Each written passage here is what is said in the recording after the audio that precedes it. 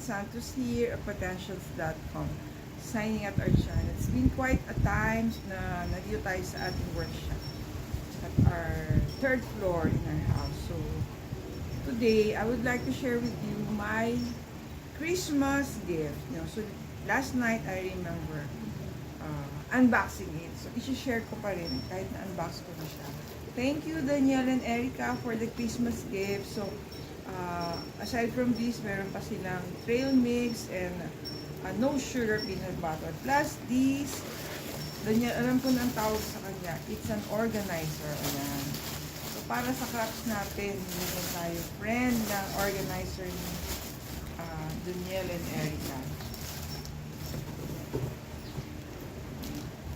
Let's unbox our organizer. Ayan, marami kasi tayong craft, diba? Mga materials. So, ayan. Binigyan tayo ni Daniel and Erica ng organizer. So, para daw sa pens natin. Hiniram na natin yung plastic.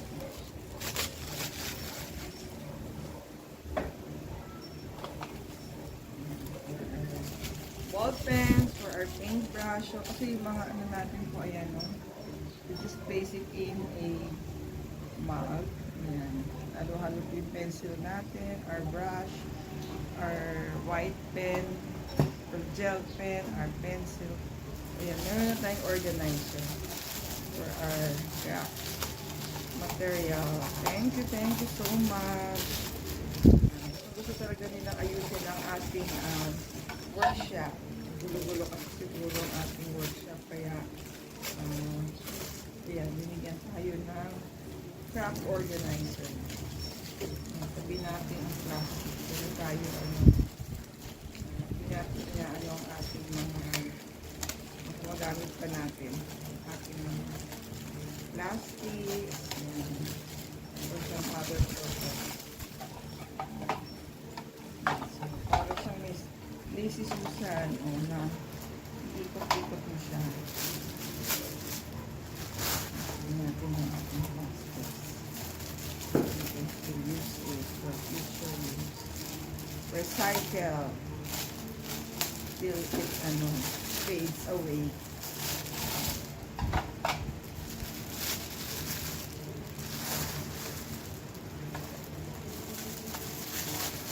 Marami tayong so many things around. Alam ko gusto nilang ayusin ang ating craft workshop area.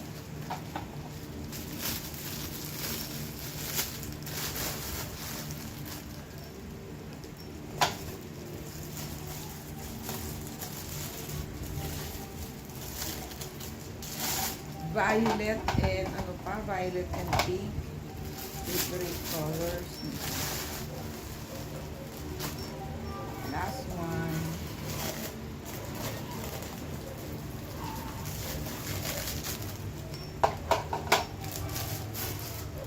Ayan. So yung pens natin, lalagay natin. So we have the scissors, our paint, markers, our gel pens, yan, our paint brushes. So yan, may kanya-kanyang place na siya in its proper place. Pencils, yan, maayos na ating yan.